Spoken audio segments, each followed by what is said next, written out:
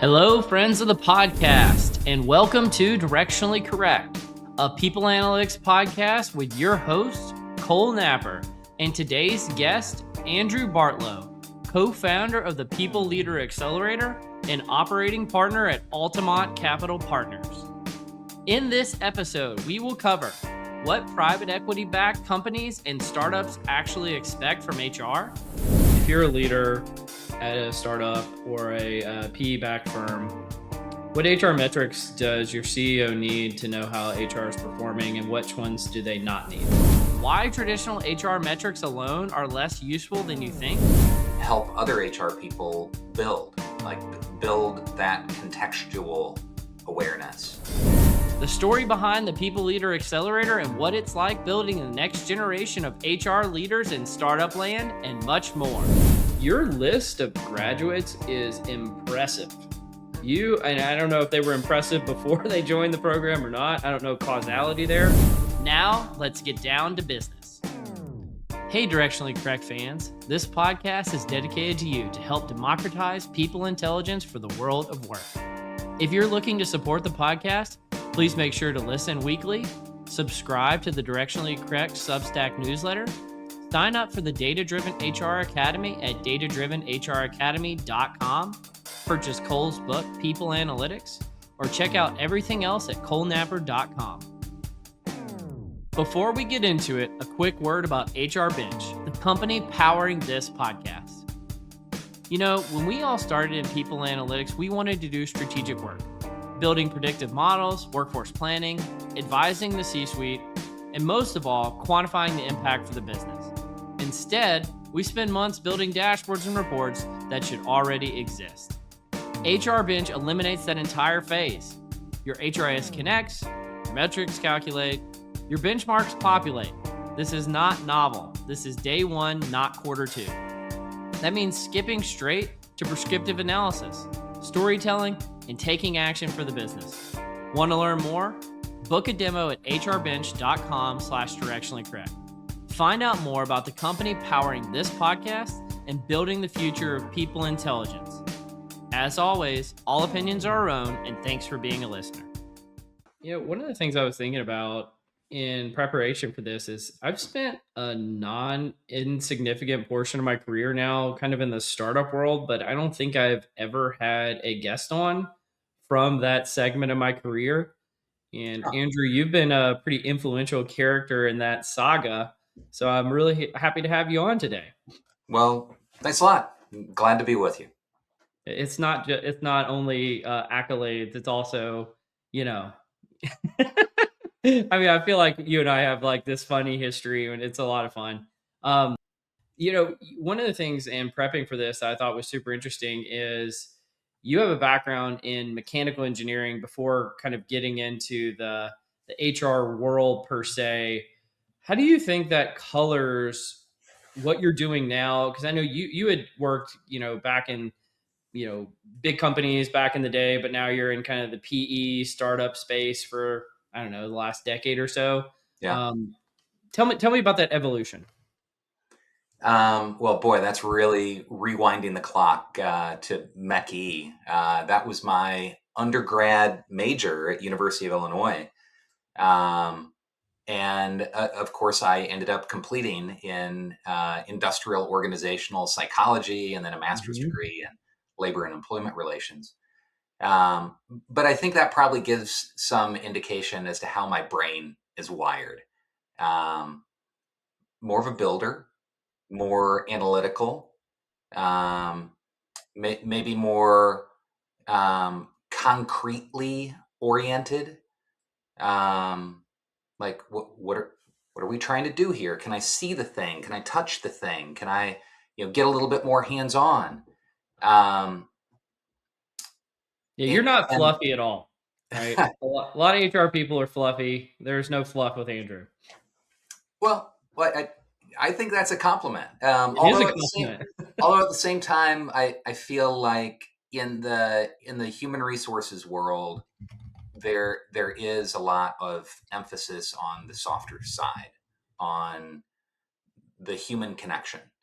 And so I've actually intentionally worked on that I went through the Berkeley Executive Coaching Institute where we rang bells and there were crystals and hugging, uh, and that was like so not my mo. But I sought that out to try to balance myself in this space that I've chosen. So yeah, I'm more analytical. I'm more financially and business oriented than most HR people, and that's a strength in a lot of ways. But it's also potentially an overused strength. So I've been conscious about trying to balance it out. And you're a well-adjusted individual too. What's not to like, Andrew? I Um, try. I try. I try. well, I do have to give a quick thank you to the guy who introduced me to you, Brad Harris. Used to be a professor at TCU. He and I used to collaborate on things. And when I had moved into the startup world originally, he got me connected to you, and then a few of the other kind of names and activities in this space. I think about things like there's a whole set of conferences and organizations that many of the listeners that work at large organizations won't be familiar with, but thinking like instead of going to HR Tech or Unleash, you go to Transform. Instead of, being a member of the conference board, you join Startup Experts. Right. Instead of, going to, I don't know, getting a master's from University of Illinois, which you did, you go to People Leader Accelerator and you Yeah. learn about some of these things. And so can you talk a little bit about that world and what role HR plays in startups and in, because they're kind of almost used synonymously now. Like there's a lot of firms that are backed by private equity as well. There's a lot of firms that are VC backed. Some of these terms, like venture capital, some of these terms might even not even be familiar to my audience. So, can you talk about that?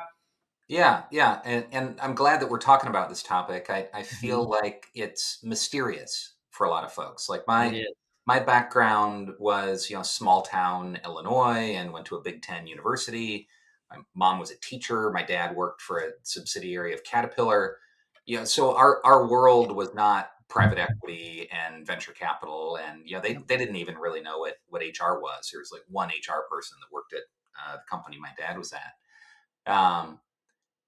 And going through the University of Illinois master's program, it was all big companies. It was Exxon, it was Pepsi, it was GE, and Mhm. that's that I think is the mass of the world in human resources.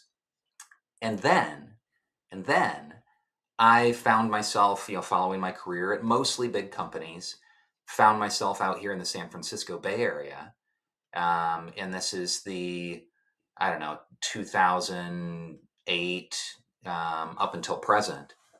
And my eyes were opened to the world of tech and startups. And there was a lot happening in that space. The SaaS revolution was fully on. All sorts of companies were getting founded and funded, and trying to grow like crazy. And there was this role for HR that was evolving pretty quickly. Like if you're in those days anyway, a lot of success was measured by the headcount and the talent that you were accruing to your org. And so there was lots of focus on talent attraction, TA, and then the retention of these like highly skilled, highly sought after software engineers. Like the world is a little different now in vibe coding and software engineering, and we'll probably touch on that. But like Mhm. it was the big thing. Software was truly eating the world, and HR was in high demand.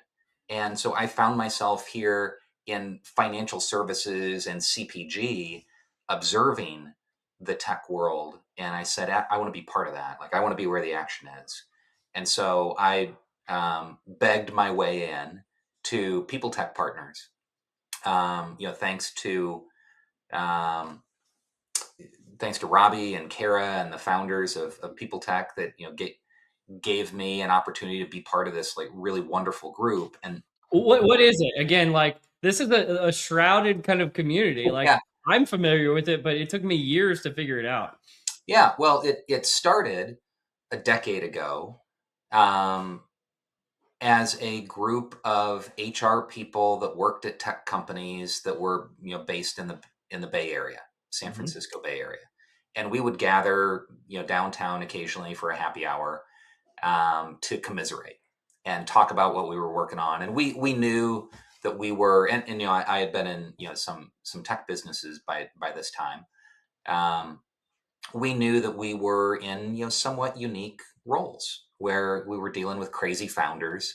We were dealing with super high growth organizations that were different than the enterprise publicly traded companies that my early career had been in. And so there's this bond, there's this connection between the HR people that worked at these types of orgs. And it was boom bust. I don't think we'd really felt the bust much at the time. It was still boom time in SaaS, and that group has been through quite a wild ride over the last decade plus, where many of us have had some great exits. Many of us are on our third, fourth, fifth tech company and startup. A lot of us have left operating roles and are now advisors and operating partners and consultants and doing other stuff like I'm doing. But that was really the entry point for me, was People Tech Partners into Yeah. this world of venture backed tech HR, which is this really interesting little niche. And there's a conference, HR Transform is now on year, I don't know, 6 or 7. um, there's a whole ecosystem that's grown up around tech companies that serve HR. That Mhm. maybe it's an HRIS, maybe it's a talent management platform. Lattice, Culture Amp. These are some of the big winners that have come out of it. Yeah, and we've stayed in close touch, and that community continues to grow and evolve, and there are other little splinter groups that are part of it. And Startup Experts is one area that I think I introduced you to early Mhm. on, Cole, and you went all in. And yeah, what wonderful group. Jesse Fries has become a Mhm. good friend of mine. I think I was one of the very first speakers and part of the very first leadership team of Startup Experts. And all right, let me define a little bit more. So, People Tech Partners is about 200, 250 heads of HR at venture backed tech companies. We've had some people change in and out, and but it's kind of capped at that number. And so we got to know each other over time, and we had some in-person gatherings, but we've had this sustaining Google group distribution list where we continue to talk and commiserate and share job opportunities and what we're working on. Startup Experts started maybe 5 or 6 years ago, pre-COVID, and that was smaller, earlier stage companies. Think companies that might be on a PEO, Mhm. where they don't even have 100 employees, so they need to find a benefits aggregator, and HR tech stack. And the idea there was let's gather as a group, commiserate, share what we're working on. So kind of a slightly different niche than People Tech Partners, which tended to be post funding, a little bit bigger. Startup Experts is a little smaller, seed stage, maybe some bootstrapped companies, and that's really taken off. It's a free community. Both are free, um, and both have really developed strong followings. And it's been great to see you build relationships and share and support others along the way. Cool. Yeah, I appreciate that. It's a fun community to give back to because there is so much giving back as the ethos of the community. I would Yeah. say it makes it a really enjoyable experience. Um, I'm going to get you to define a few more words here for a second. Yeah. Some of these words I actually found out for myself through your book, Scaling for Success. This was, I tell you, if you're getting into the HR space at a early stage through maybe like Series D type of company, it's like the playbook that's out there. I mean, I learned a lot of this stuff through you, so I wanted to say thank you for that. But like, what's an exit? What's bootstrapping? What's a PEO? Like Yeah. all of these words and terms for people who might not be familiar. Yeah. It's a lot. Yeah. The lingo can be a Like I barrier. always thought exit was a bad thing. It's not a bad thing. Yeah. Yeah. Exactly. Exactly. It can be really scary when A frontline employee hears that the investor is trying to make an exit. Is the company going to close down? Am I going to lose my job? And the answer is maybe, depending on the Yeah. situation. Sometimes. But Yeah. yeah, an exit would refer to an investor transaction. So a venture capital investor would put money into a company, usually get 10, 15, 20% of the company, a board seat, um, and anticipate it's going to be 10 plus years before they ever see any return on that investment. How does the return happen? Well, it happens when the company is sold, which is usually not the outcome that everybody's looking for, or when the company goes public. So an IPO Hmm. offering, you can then sell those shares on the open market, and presumably they've gone up like massively along the And way. presumably, you're about to see a bunch of those happening in the Yeah. next few months too. That's right. Mm. That's right. Yeah. So an exit is a financial transaction. In private equity, it happens more often and more reliably with kind of a smaller variation. In venture capital, the power law concept applies. So like 1 out of 100 investments will be a massive win, and you expect most of those to just totally go out of business, and maybe a significant chunk muddle along and do okay, and certainly never IPO, but ultimately end up getting acquired for a small return. In private equity, different type of investment, you expect a much higher hit ratio. Tends to be a shorter time horizon. Call it 3 to 7 years. 5 years is the median, and you're looking for a 3x return on your investment on pretty much every company. So you're looking for like every company to triple, versus in venture capital, it's like gasoline and rocket fuel on your investment, and maybe it explodes and is a fireball and turns into nothing. But every once in a while, it goes to the moon. And so, and understanding um, what the people that have the power, and the power is the money, are trying to accomplish, and what their calculations are, can help you understand the influences that are on your C-suite, your executive leadership team, and your founders, and that can and should help you as the HR leader understand what should I be working on. So it all kind of goes upstream, and I think it's really valuable to demystify these things so that your listeners, a lot of HR people, a lot of business people in general, can understand like it's different depending what the investors, what the board, what those in power are trying to accomplish. And it may not always be, it's certainly not always the same thing in every one of those environments. Yeah. Like when I joined Booster Fuels, that was the smallest startup I'd ever worked for that wasn't on the vendor side. Um, you really get deep into this space, and one of the things that I realized that I try to kind of do as a public service, it's very thankless because nobody ever thanks me for it. Is try to educate people on some of these things. They're not necessarily secrets; they're just not widely known. Yeah. And there's like this whole lingo that happens just in the Bay Area that happens nowhere else, as far as I can tell. And a lot of this is that ecosystem that you've been describing. So I appreciate you doing that. I know this is like an analytics podcast, but I think that education serves people well who aren't in the Bay Area, whereas it's just kind of like breathing in the air when you're out there. That's just like how people talk. But one of the things that you did, which I thought frankly was crazy, is you started a performance management startup at one point. It was What? crazy. Yeah. Who hurt you? What made you want to do this, Andrew? And how did that go? um, well, here I'll be really authentic about it. It was arrogance that drove me to do my own software project. Like I saw founders getting funded that were building products that I didn't think were that impressive.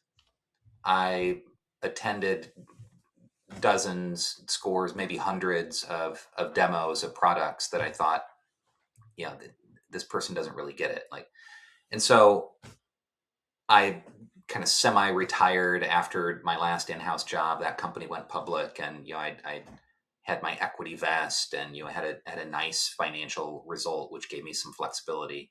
And so I was thinking about like what can and should I do with myself? And so with my arrogance, I thought, well, I can do this better. Like, what does the world need? The world needs companies to perform even better.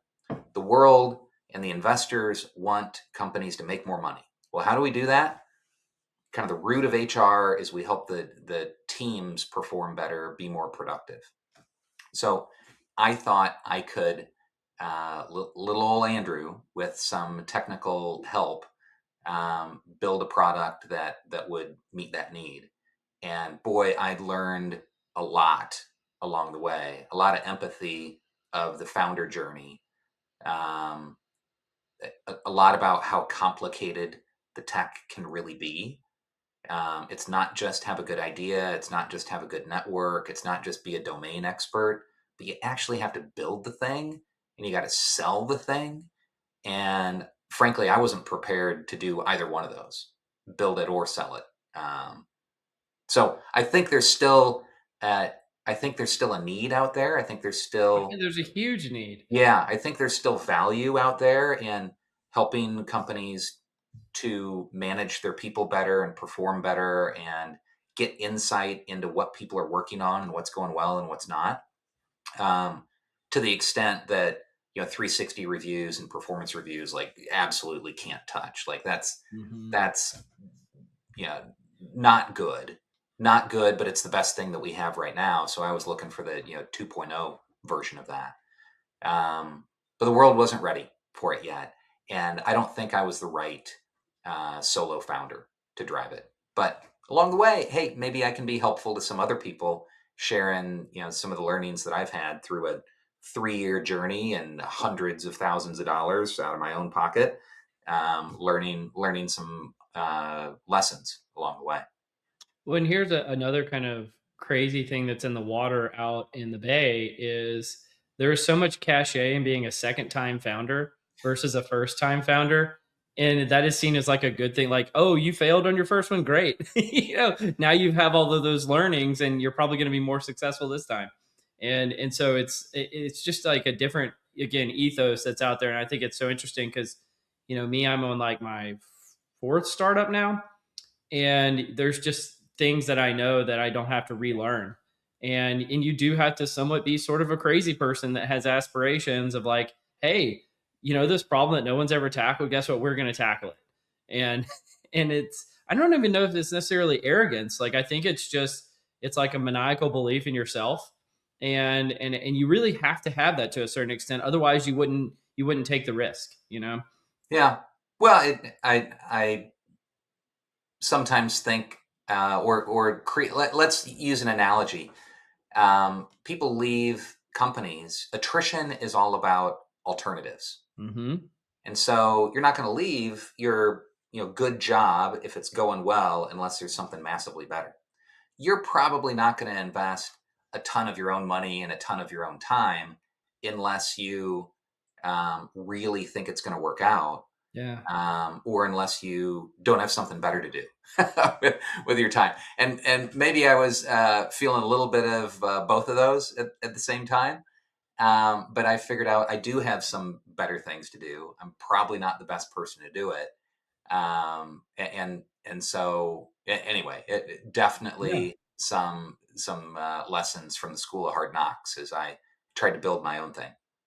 Well, I actually want to rewind to something you just said, because again, I'm almost 200 episodes deep into this podcast, and you said something nobody has ever come on here and said. And we've talked about turnover a great deal, which is turnover is about alternatives, right? Most people, again, in the analytics school of thought, think of turnover as like a turnover prediction problem or a turnover diagnostic problem, Mm. or it's about what is happening within the four walls of your organization that's causing people to want to leave. Is it the relationship with the manager? Are they not being paid enough? Do we not have the right employee value proposition?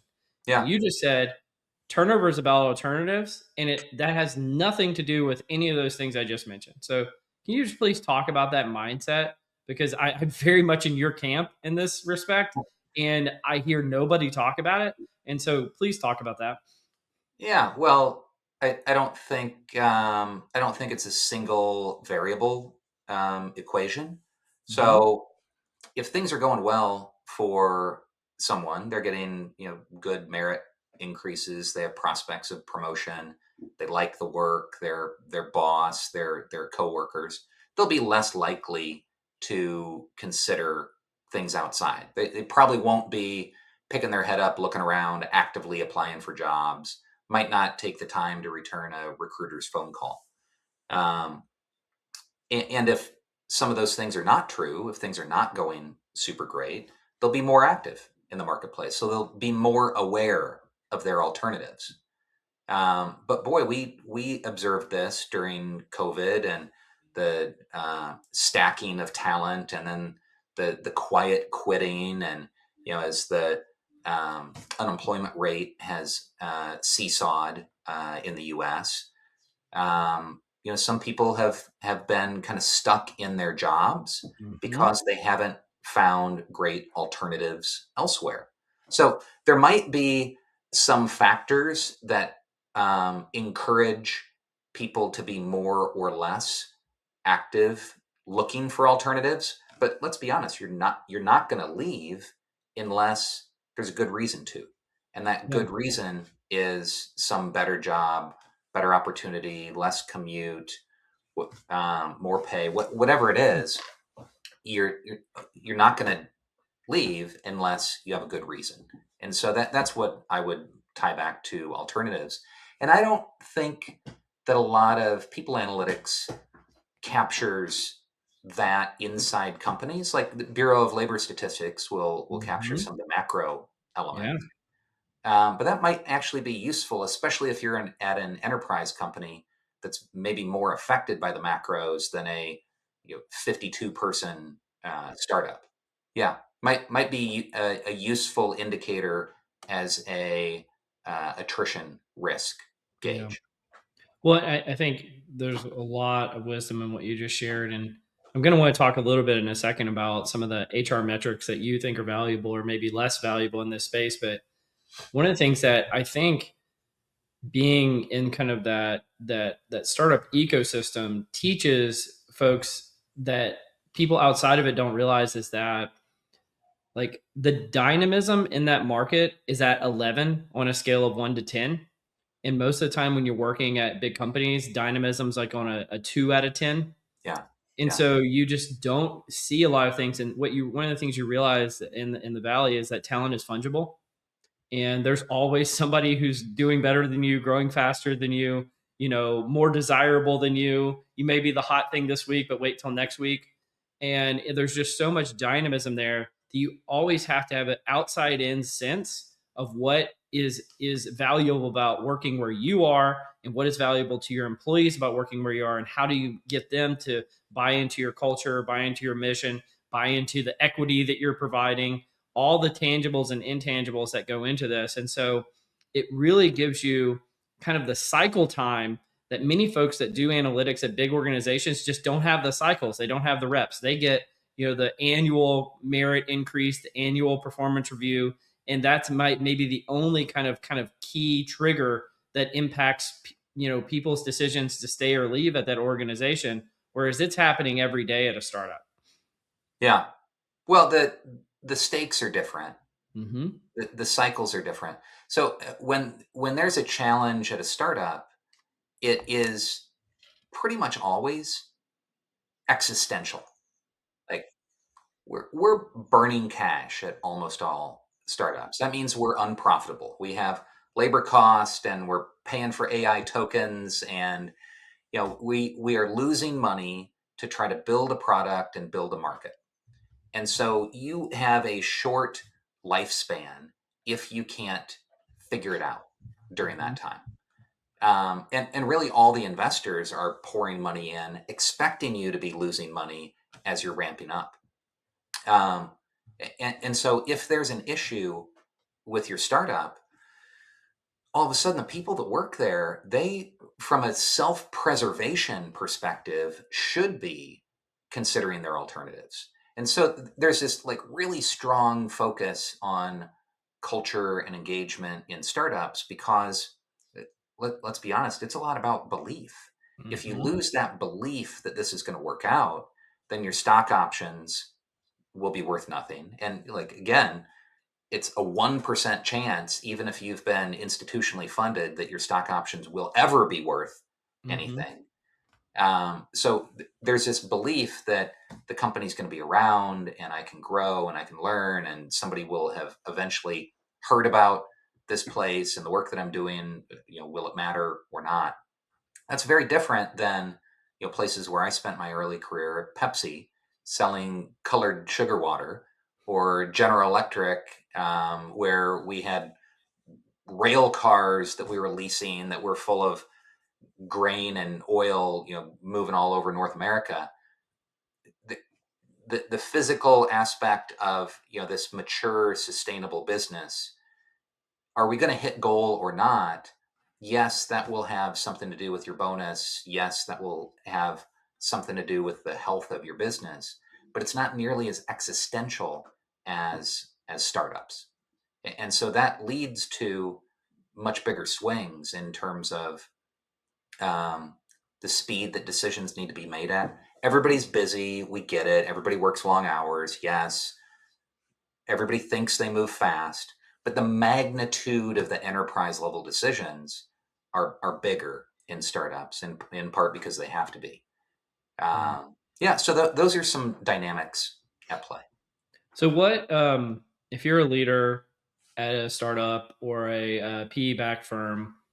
What HR metrics does your CEO need to know how HR is performing, and which ones do they not need? Yeah. Well, I guess I'd first separate startup, like a venture-backed company, Yeah. from a mid-market, lower mid-market private equity-backed organization. And let's say a third category is a publicly traded enterprise Hmm. company. Those are three distinct types of orgs with three archetypal different um, metrics and measures that they would typically care about. Um, all right, so we can decide how deep to go on this.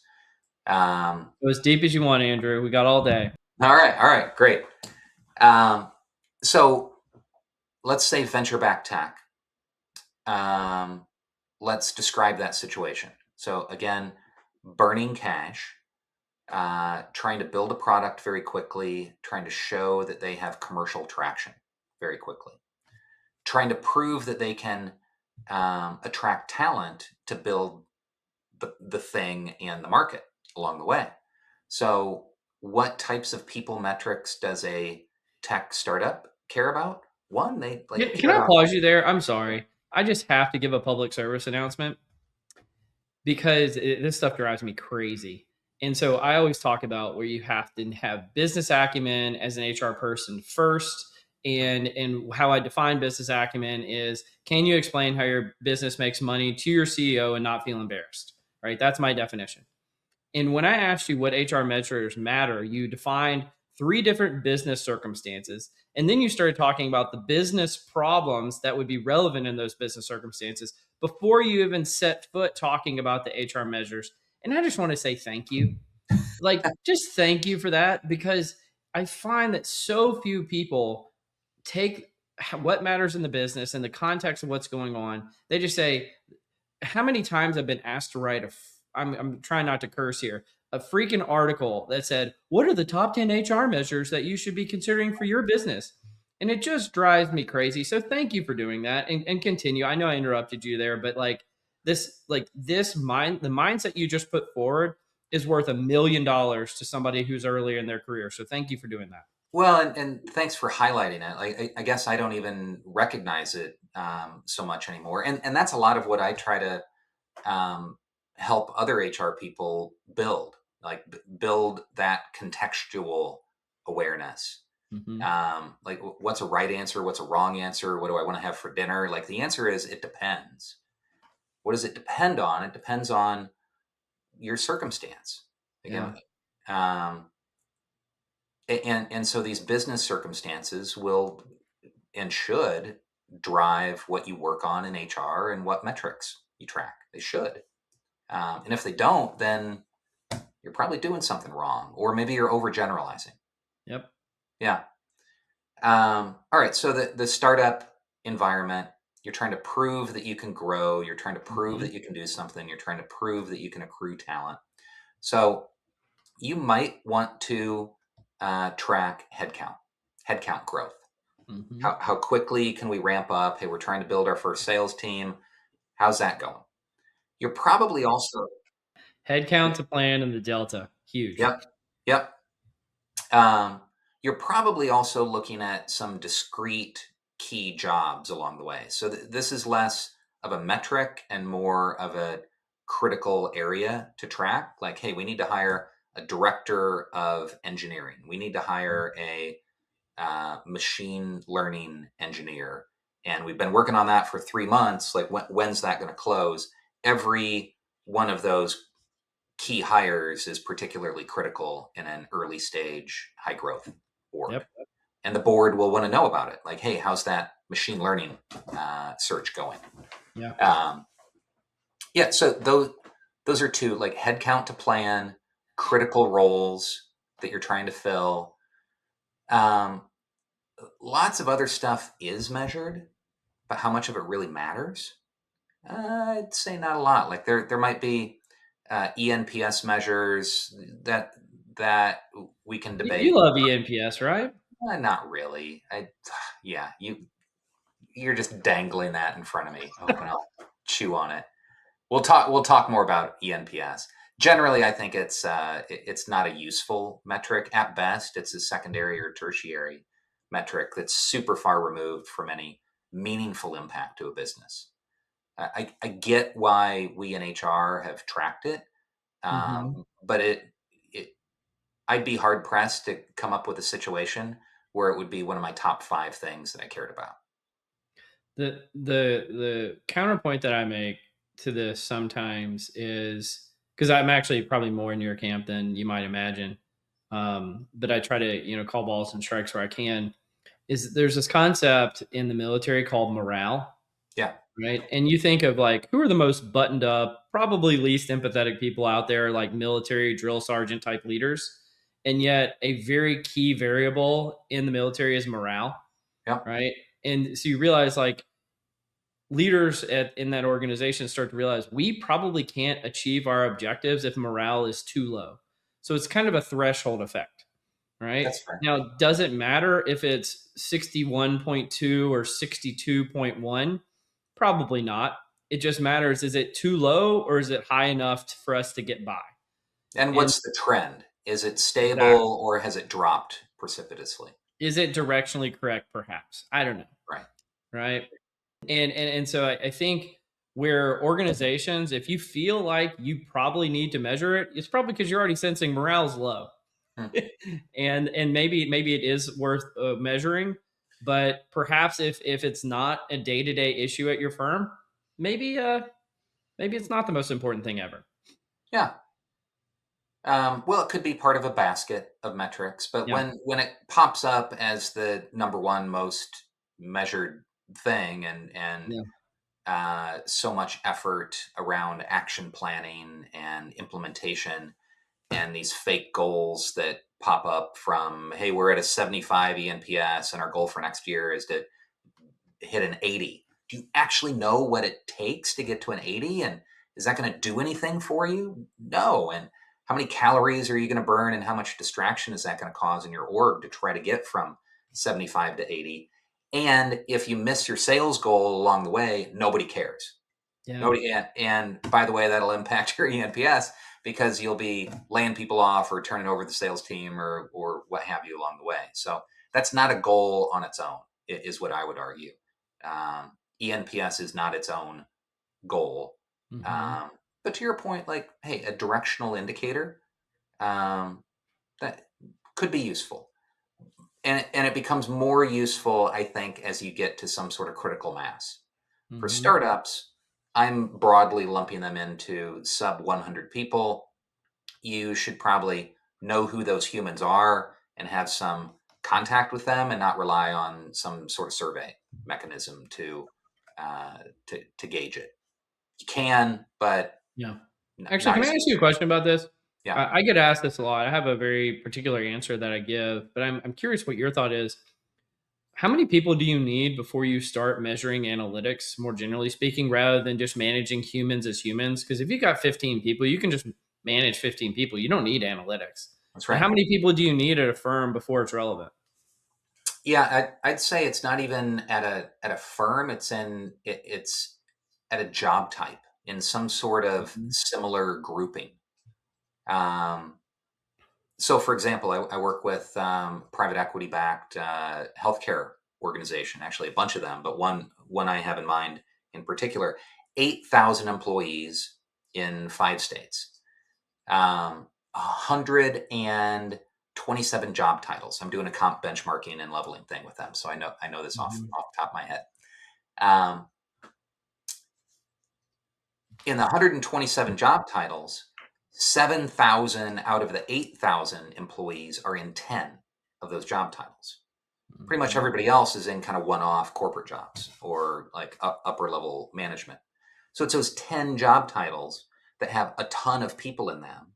You get this. You've worked in big organizations like FedEx. Yeah, you're giving my answer. I say you got to have multi-incumbent roles. That's Yeah. the only thing. Yeah, so it's not even how many people work at the company, it's where do Mhm. you have a multi-incumbent population? Yep. And so like, okay, let's narrow it a little further and say, okay, how big of a multi-incumbent population does it need to be to, care about tracking? And I don't know. I mean, you can get statistically significant data around 30 people, but it might be worth it to track some stuff even smaller than 30. Mhm. Um, Maybe you have an inside sales team with 15 people, and it's worth tracking productivity and ENPS and some other stuff with your inside sales team because it's that critical of a group.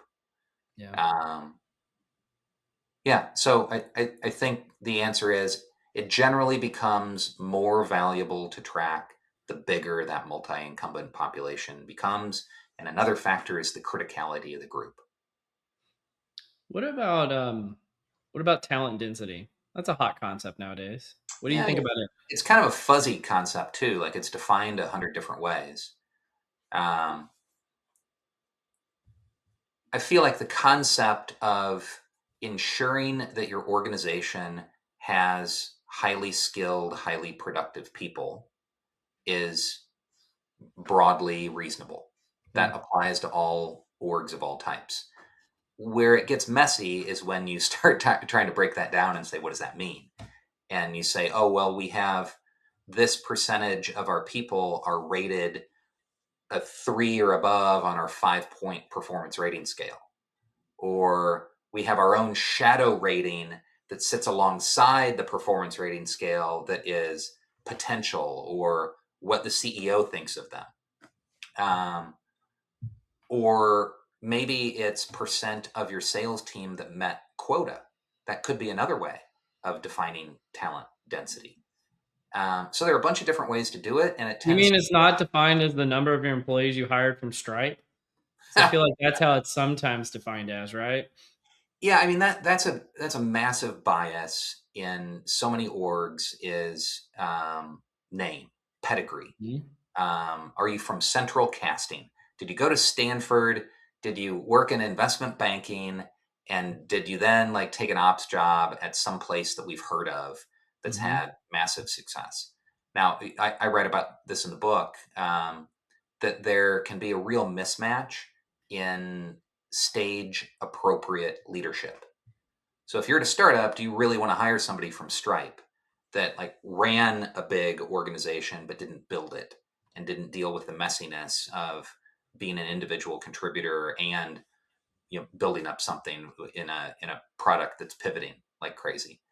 Um, I think of a senior leader from Walmart that went to Figma in the early days. Like that was probably going to be a stretch.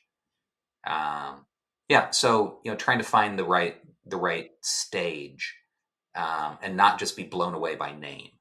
I think that's becoming better known now. Like once upon a time, the Mag 7, we want to hire somebody out of Facebook, we want to hire somebody out of Salesforce. Now there's some healthy skepticism when those people are being interviewed at early stage companies. Yeah, absolutely. Well, I feel like we neglected. I got you derailed, but what metrics matter in a private equity environment? Yeah. In PE, valuation of the firm is typically measured by EBITDA, earnings before uh, interest, EBIT, taxes, depreciation, and amortization. Hmm. So let's think about that as profit. Um, so it's about profitability. The investor puts money in. 5 years later, they want to sell that company to another private equity investor. That's typically the play. It's only at the very, very large sizes, much more rare, where you might have an IPO. So it's usually moving from one PE sponsor to another PE sponsor. And what you're trying to do is drive up profit. Um, And how do you do that? yeah. So you do that by increasing sales and reducing cost. And ultimately, what you're trying to do is get to an efficiency ratio. So that gets me to my answer, my long winded answer. I think one of the most valuable metrics to track for PE and enterprise public companies is labor cost as a percent of revenue. Hmm. Labor cost as a percent of revenue. That's a little different than um, revenue per head count. Hmm. When I was at General Mills, once upon a time, we used to track that, and we're very proud of it. But there are too many ways to game that system.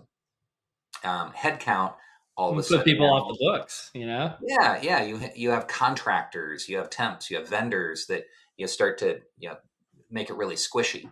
But if you look at labor cost in terms of dollars, then you can start to roll in contractors, vendors, temps, part timers, that sort of thing. So your labor efficiency is a really useful metric in private equity, who tends to be highly leveraged, meaning they've got big loans out against the business. There's a lot of debt service. Finances are tight in PE. Profitability really matters. So labor efficiency, and I think the best way to do that, I'll say it one more time, is labor cost as a percent of revenue. Yep. And is that trending up or down over time? I won't say that there's a magic number that you need to hit. It depends on industry, depends on lots of different things. Yeah, I feel like there's like two levers that institutional investors and private equity are really looking for, and you can supplement one with the other. Yeah, Is your profitability and your growth, yeah, right? If you're growing high, it's okay if your profitability is just okay. And if you're, not growing a lot, but your profitability is great, you're fine. But, labor cost as a percent of revenue plays into both of those equations. yeah. But it depends on kind of what, again, I'm using that it depends, the contextual variables as to what's going on at your organization at the time. That's fair. Yeah, it's profitability and multiple. So multiple expansion is the way a lot of money is made in private equity, and that's often through lots of mergers and acquisitions and a roll-up Mhm. strategy. And you have a stronger centralized platform with a bigger business, and so you might buy some little mom and pop hardware shop at 4 times their EBITDA, and then Mhm. you put a bunch of them together, and then you sell it at 8 times their EBITDA. So that's multiple expansion. And Value so accretion. Yep. yeah, yeah, and so the labor productivity matters there. The higher your labor productivity, the better that looks from a multiple perspective, for sure. Yeah. Yeah. I don't know why I'm enjoying the heck out of this conversation. I talk to people analytics folks all the time, and I get sometimes a little disenchanted with how few people can have this conversation, Hmm. right? And it's because I think it's like I don't know, they call it like the fox versus the hedgehog. The fox knows a little bit about everything, but the hedgehog knows one thing really well. And I feel like there's a lot of hedgehogs in analytics and not a lot of foxes. And you're Wow. very much a fox, and I think that's to your credit, Andrew. Well, thanks. Call me Foxy, Cole. That was not a pickup. I apologize for that. um, yeah, so I've only really mentioned one or two metrics for each of those scenarios. So like one is headcount versus plan in the startup, another is Mhm. labor cost productivity in PE, and I think that carries over into enterprise as Yeah. well. Yeah, What do you think about this guy? I don't even know the name of the guy or the company, but it's been floating all around HR land, which is he said he laid off all of his HR team and yeah, things got better. And yeah. it's because HR was creating its own problems rather than actually solving them. What do you think about that as a notion? All right, so it is really popular right now to throw stones at that guy and say that his company sucks, and Hmm. he then rehired people. And I'll say I agree with with that perspective that he probably made some Yeah, he awkward was decision. papering over some excuses, but I'm trying to have like the discussion in principle. This is what you're fishing for. I Yeah, will offer the spicy take that that happens sometimes. yeah. HR can often create problems. If we wear the hat of employee advocate so strongly that we become adversarial with the business, we're doing nobody a service. We start to act like union stewards. Yeah. And that means that we're pushing back against things that the organization needs to do to be healthy and thrive and survive. And it might be with high-minded good intentions. This is the right thing to do. Like the right thing to do, those good intentions can get us into lots of difficult and awkward situations. If we approach our work with too much high-minded morality, we can be at best a distraction to the Hmm. business. At worst, like a true adversary standing in the way. So I don't think it's crazy to say that some HR people caused more problems than they solved, but I also think that it was probably handled in a really ham-handed way. Oh, it's just like all the CEOs saying that AI caused layoffs. It's like, yeah, pretty sure that there's other reasons these layoffs are happening, but it's great that you got this excuse queued up and ready. Somebody to blame, and I think that was probably the case in this case. But I appreciate you sharing that. I do want to talk for a second about People Leader Accelerator. Well, thanks. I think, and you won't say this, so I will. Your list of graduates is impressive. Hmm. And I don't know if they were impressive before they joined the program or not. I don't know causality there, but in terms of a legacy of people that are out there in the Bay Area, for the most part, they're doing really great work. And I could name names, I'm not going to. There's some really, really talented people that have come through People Leader Accelerator. Can you talk a little bit about that and what you're really trying to create of that next generation of HR leaders? Well, thanks for the kind words about the program. That's my passion project, and has been the highlight, I think, of my career. Um, I'm just so proud and privileged to be able to work with other HR people that want to grow, that want to be really effective at what they do. And I think we have a positive selection bias. The people that want to do a program like People Leader Accelerator, and there aren't a whole lot like it, are people that know that their success will be dependent upon their ability to understand and align with the businesses that they work with, and so they want to grow, they want to develop in an area, and they're looking for a deeper, intimate learning experience and community. And so the people that sign up for that, and I put lots of hurdles in their way. It's it's hard to apply. You've got to go through an interview. You've got to speak with alumni. You've got to watch videos and fill out an application, and that's because we're not trying to be a great business. We're trying to be a great learning experience and a great community. So it's not easy. And the people that want to do that are the people that end up doing it really well and engaging deeply. I simplify it by saying you get out of PLA what you put into it. And so with that is this expectation of like really strong engagement and commitment in the learning experience and in the community. And so I think we had great people coming in, and then hopefully we've polished some diamonds along the way. Absolutely. And you used to have a pretty excellent analytics faculty. I don't know what happened to that, but yeah. Yeah, well, Brad, yeah, our mutual friend Brad Harris started doing the analytics, and I have a natural bias towards it as well. And then at some point, he said, "Oh, I'm moving to Paris. I'm going to be the dean of the top business school in Europe. There's this guy Cole I know who's really into analytics. Maybe he could help out with that class." And you were kind enough to do that a couple of times for us. And then you got too big and too important and too busy. And so we've continued to work with some other folks after you. No comment. No comment at all. But well, Andrew, do you want to join me in Cole's Corner? Sure, let's do it. Welcome to Cole's Corner. All right, let's start out with some rapid fire questions. If you weren't doing what you're doing now, what would you have done with your career? Oh wow. Like early stage, I thought I was going to be an attorney. Really? I applied to You law went to school. HR school, you went to mechanical engineering school, and thought you were going to be an attorney.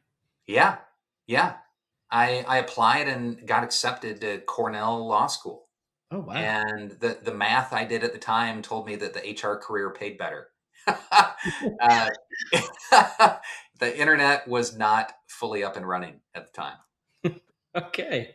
A study in comp benchmarking that we could have here. Yeah, yeah. Um, what's the place you've never been to that you'd most like to go and why? Oh boy. My partner Lindsay and I are talking about taking all four kids to Tuscany next summer, Mm-hmm. and I've been to Europe, I've been to Italy, but I haven't been to an environment like some big uh, historic place in the countryside that the kids who are 10, 11, 12, and 13, Mm-hmm. four kids in that age group, we can see Rome, we can see Florence, we can get the family time together. I really want to do that with them as a family trip, bonding experience, learn the history. Um, that's what I haven't done and what is absolutely on my short list. Absolutely. If you were a character in any book, TV show, or movie, who would you be and why? Oh my goodness. I did not prepare for this one. The one that pops to mind is Alex P. Keaton from Family Ties. Okay, why? You remember that old sitcom?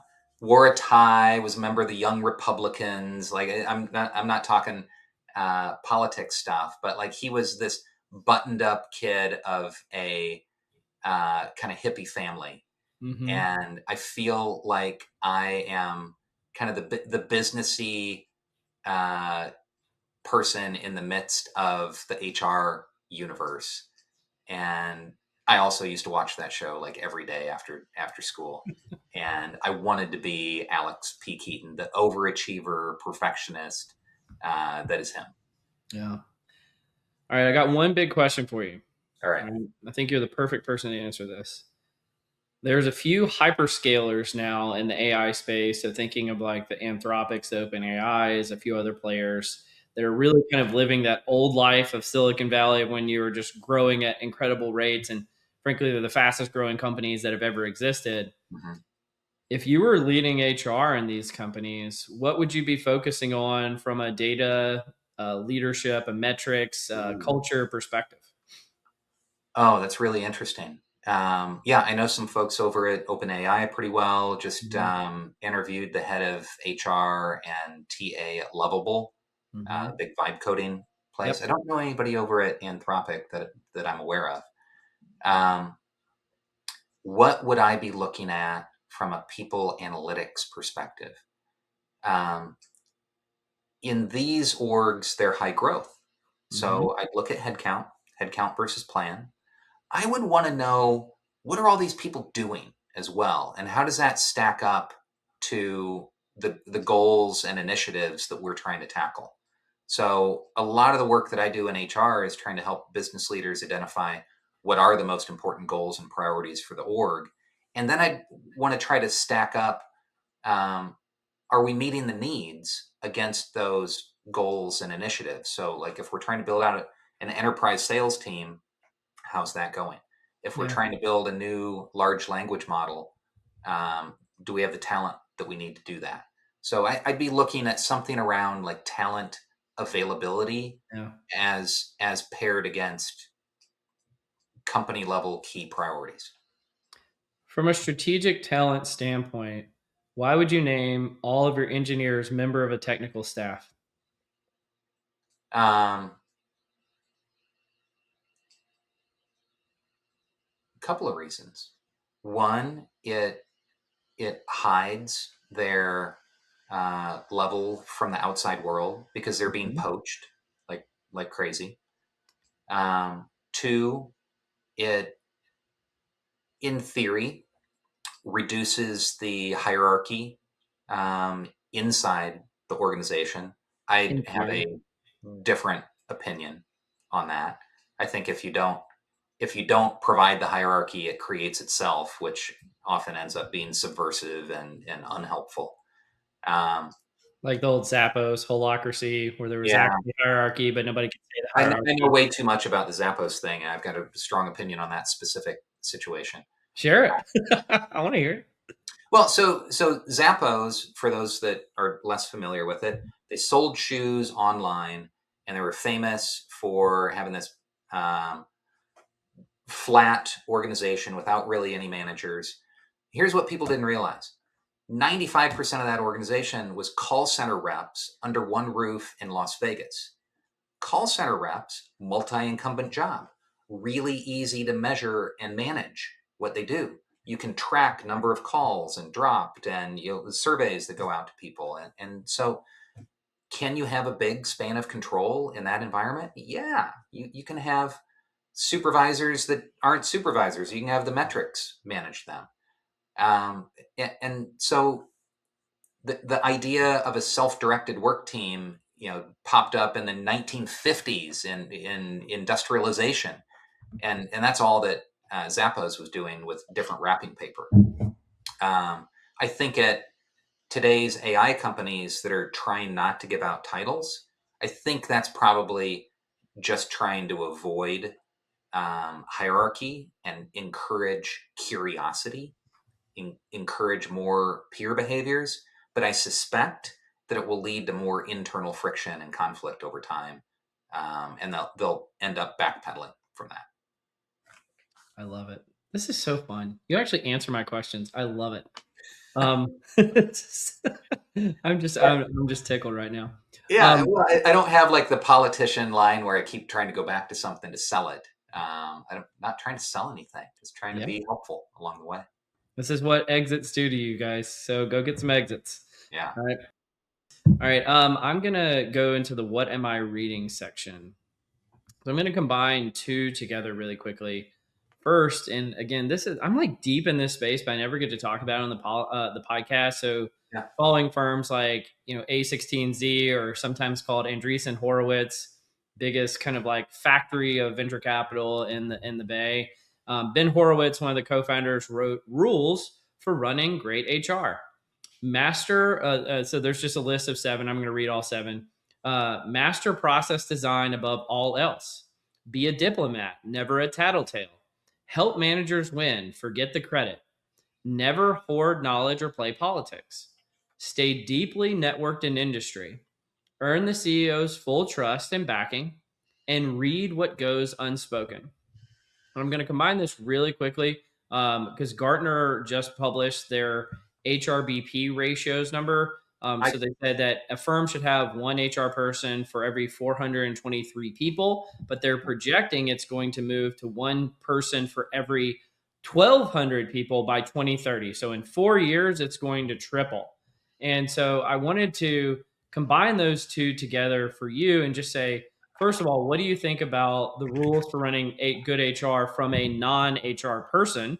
and a key tech leader, but also how the AI presumably is going to impact how many HR people a firm should even have. Well, when you pulled up that post from Ben Horowitz, I remembered I commented on that post. Oh, did you? Yeah, I didn't see that. Sorry. yeah. I'm trying to remember what the heck I said. I can actually read it for you. I just pull it back up. I said something along the lines of like, I don't disagree with any of these points, but what you left out, Ben, was make sure you're working on the right things. And that ties back to the concept of understand what your company is trying to accomplish, tie all of your HR initiatives, processes, programs to that. So he had more qualitative things generally within that list. Oh, there it is. Yeah, Yeah. I Oh, you found found it. it. That's really funny coincidence. I actually did not realize that. Shows how much research I do before these podcasts. There you go. There you go. But I thought it was like really deep research where you knew that. are there any of them in particular that stood out to you as helpful or unhelpful? And what did you think about the Gartner number as well? Well, yeah. Let's talk about the Horowitz one first. I think great HR is different if you are in the HR service center versus if you're the CHRO. Mm-hmm. If you're the CHRO, what's the way that you can impact the organization the most? Like org design is probably a big part of that. Like clarification of goals and priorities and org design are on the short list. But then the other qualitative things about like how to interact with the org, yeah, and that probably matters a little bit based off of the culture of your company as well as the style of your senior leaders. So put that one aside. Like strategy work sometimes gets a bad name. Like I don't want to work with an HR person that's in strategy all day. I want to work with somebody that's actually doing stuff. Yeah. Um, yes, but clarification of goals and priorities and making sure that you have a team aligned to be able to deliver against those. That might be the highest and best value that anybody in HR can deliver. All right, set that one aside. The Gartner number. It's funny. We used to talk about 1 to 100. 100 employees per HR headcount. Mm-hmm. Gartner's talking about this in terms of an HR business partner. Correct. And I've got beef about business partner titles as well. Like I What's think your beef? the beef is that everybody's calling all these HR roles business partners, but very few of them actually are. Like most of the people that are called business partners are actually generalists, or sometimes a coordinator. Like generally, HR business partners are air quote just running broader programs and providing mid-level manager performance management advice, doing a lot of employee relations and an annual process rollout. A true business partner, a Dave Ulrich style business partner, Mm-hmm. is someone working with a policy making decision maker Mm-hmm. that has P&L responsibility, that can have different processes and programs across their org, and they help them decide what processes and programs and policies will help us meet our goals. That's a true business partner, not just like running a another program or doing ER. So I think some clarity around what a business partner really is would be helpful along the way, and that's my big beef there. Um, the idea, though, that you can have a broader span, that a business partner can support more people, sure, I get that. Like, especially as you have some tools that can help managers deal with employee relations, that Mm-hmm. can answer the policy questions that these, what's the term? A business partner in name only. Um, if you're a BP, I know if you're a BP in name only, and you're doing a lot of policy and process answering, and you're doing a lot of employee relations, and a lot of frontline performance management support, then yeah, like AI can step in and do a ton of that. And so that should change the ratios. Um, I worked on a lot of that at Wells Fargo and Wachovia. Wells, even though they had 300,000 employees, had generalists.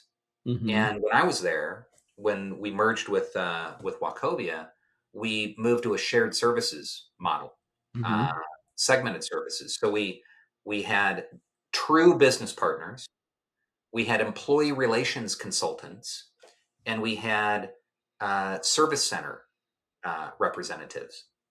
And so by segmenting, we were able to massively change the ratios. And so we were at like one service center rep per 500 employees, one business partner per 2,000 Mm-hmm. employees. But it wasn't based on employee ratio, it was based off of decision making, policy making, leader ratio. And it was like 1 to 1 on that. The reason why I brought up those two articles together is actually to kind of get to your point about they want business partners, not business partner I knows, the in Yeah. name only. Because I had Jennifer Wilson on the podcast a while back. She's the head of the CHRO practice at Hydrick and Yeah. Yeah. Struggles. I know Jennifer. Yeah. And she was talking about one of the key things, kind of giving advice for analytics people who might want to become a CHRO someday, was that you need to become a consigliere, right? Yeah. And I look at Ben Horowitz's list and the Gartner research combined and saying like, look, I don't need a bunch of you guys that are HRBP I knows. I like AI is going to help a lot of with the generalist stuff that frankly I shouldn't have been paying for this whole time, but now at least I won't have to. But if you look at his list, there's one about process, and then there's six others about essentially being a consigliere. Be a diplomat, never a tattletale. Help managers win, forget the credit. Don't hoard knowledge or play politics. Stay deeply networked in the industry. Earn the CEO's full trust and backing, and read the room for what goes unspoken. All of those are essentially, be a great HR business partner. Just don't be a sociopath. Like that's essentially what I see there. And that's what leaders are looking for. And it seems like again we do sometimes get derailed on these side quests of no, what the business leaders are really looking for is for us to improve our ENPS score, and Ugh. we're going to get it figured out for the business. And then everybody's like, why is HR running around and doing all this wonky stuff? Yeah. And so that's why I brought it up, and I just wanted to get your perspective on it. Yeah. I think I'd push even a little bit on that and say most leaders, including Ben, I don't think Mm-hmm. know what good HR looks like. So Ben's list, you're right, was mostly about what not to do, as Yep. phrased in a what to do list. Yep. Like don't be a sociopath is largely what the takeaway was, Yeah. right? Well, and it's Uh, implicit within that is he's probably encountered a bunch of sociopaths, for sure. as have I, Yeah. frankly. And we're kind of like saying, "Hey, can we get out of here, please?" Yeah. So, There's a lot of power play that tends to happen. Like HR might view themselves as the orchestrator of moves behind the scenes, and mhm. should we replace this leader, and who has conflict with whom, and the interpersonal conflict stuff is not super helpful generally. I Uh, find if you like that stuff too much, we probably shouldn't be friends. yeah, Because there's people out there that really like that stuff. right, right. Yeah, I think where we have an opportunity as a function, we human resources professionals, I'll extend that to the people analytics folks, Oh, thank you. That's very it generous of you. is by showing others what good looks like. Let's ask less what you want me to do and use more of our own judgment, not being an advocate, not being a Mhm. advocate for the common good or employee wellness, but being an advocate for the business's health and success. Use Mhm. our own judgment about what those things are that can contribute the most, and show what we can and should do. And when we show that, that's when the leaders really get it. And then it's less about the bedside manner and it's more about the medicine. Mhm. Um, yeah. I had one other that I was going to cover, but I'm just going to skip over it because I'm kind of now bored by the topic. So I've got one last article to cover with you, and it's from friend of the podcast, Yu Yen Sun, from her amazing work Substack, and it's called "Your Best Engineers Don't Want to Write the Skill.md File." And so she goes through this journey of trying to talk about the tacit knowledge that she has as an analytics professional and realizing it's really hard to write down the tacit knowledge that we have about how to do effective analytics.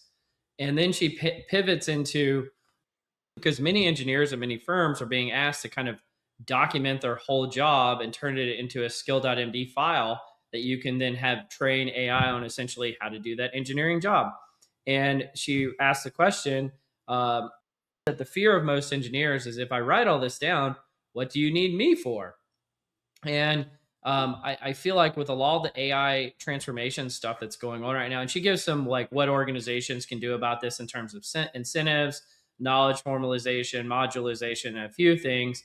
But I mostly wanted to hit on this point of kind of the, I don't know, the karmic trauma that we're doing to folks that are like asking them to document their jobs so that AI can do it for them. But what did you think about this article and just in general, this trend that seems to be going on? It seems like it's straight out of Office Space, the old movie, and it's not far off from industrial organizational engineering, like Hmm. trying to map out internal processes, trying to map out workflows, trying to understand volume of what happens. That's always been uncomfortable, and companies like Bain and BCG have been doing work like that for decades and decades. Um, and yeah, does somebody like to be asked to document how they do their job? No. Um, but if it's in the interests of trying to figure out how your organization can operate better, and if Cole does something one way, Andrew does it another, and Brad does it a third, then we might want to understand those differences. Um, I guess I'm like, get over the trauma. If your organization is trying to understand how work gets done, help them out. Understand how work gets done. And then it's up to the organization not to run with scissors and do something stupid with that. What do they do if they run with scissors? Well, then you might want to make another decision about where to work. Like if that organization takes your skill.md file and says, thanks, now we have an AI agent that can do what you Hmm. do, like, I don't think it can replace the judgment and all the nuance. And there's so much it depends. Like, how could you possibly build out in written format all of the if then choose your own adventure paths that could apply? Maybe, but then maybe you go do that for some other place. No, you actually hit on the direction I wanted to go with this, was to talk about judgment. Because I was reflecting on it, about Yu Yan's point about the tacit knowledge associated with doing people analytics. And, I've got my own academy, the Data Driven HR Academy, and I've taught in multiple formats. I've taught at PLA, I've taught at the MBA level multiple times at multiple universities. I've been a guest speaker at probably 30 different universities to talk about people analytics over the years, and writing it down in my book as well. And the one thing, like I keep getting these questions, which is people want a formulaic approach to how to do these things. Right. And the more technical and the more senior you become, rather just not just if you become more technical, not just if you become more senior, the more you realize that it's just the kind of the taste and the judgment. Yeah. And you can't write that down and there's not a formula. It's Right. like what makes, like I rail against dashboards all the time, but there is such a thing as a good dashboard. But what makes for a good dashboard is usually taste and judgment. Obviously, understanding the business. Obviously, it needs to have a good UI UX. Obviously, like there's some bare bones things that you can do from a formulaic standpoint. But the reality is the difference between a good dashboard and a great dashboard is usually taste and judgment, right? And it's really hard to figure that out in organizations. And that is the value that the engineer is bringing to the organization that's not going to be in the skill.md file, Right. right? And so I do think that there's a long future for people who have that taste and that judgment. And really, it becomes a question of how do you build that when you might not get the formative experiences that the junior engineer or the junior people analytics person used to have that AI is now doing. Cole, I agree wholeheartedly. Yeah. Had a few thoughts pop to mind as you Yeah. talked through that, and maybe some analogies. Um, After I wrote the book Scaling for Success, I would get a lot, questions. Hey, what's it about? Like, what? Give me the synopsis. Yeah. And what people wanted was the elevator pitch. 15 seconds. Yeah. Tell me. And I struggled with that a little bit because there's a lot to it, and it's 200 pages with footnotes and references, and like what is the like core salient takeaway. And I feel like a lot of organizations ask that of HR as well. Like, hey, what's the right org design for my company? Mm-hmm. And they want a elevator pitch. They want in 15 seconds, tell me whether I should have a standalone sales leader separate from a marketing leader, and how does that compare to product versus engineering. And what you'll get instead is probably an unsatisfying answer that says Mm-hmm. something along the lines of, it depends, it's nuanced, we'd need to get it, here are a Yep. few concepts, here are a few principles that you might want to consider. And so I think that ties into, as you get more senior, as you get more technical, you understand more of the nuance. Kelly Dragovich said something once that pops to mind. She said, "Those who don't really understand tend to generalize." And I think the opposite is true. If you understand deeply, then you understand all the nuance and all the ifs and thens, and you want to Mm-hmm. do it right.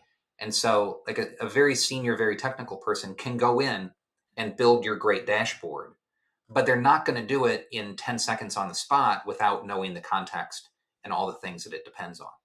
So I think you're exactly right. Like, the more you know, the harder it is to give the right answer on the spot without context. Yeah. Well, I will do this. I'm going to give you a 15-second clip for why your book Scaling for Success is great that we can clip up for the after this so you don't have to, which Let's do it. is if you're new to HR and you're in the Series B adjacent space in tech, this is the one true book out there that's going to help prepare you for what you're getting into. You even used to have a firm called Series B Consulting for just this reason. And it is the tome out there for getting into that space. It teaches you everything you need to know and more. So it's a really great book. Thank you. Cool. You're welcome.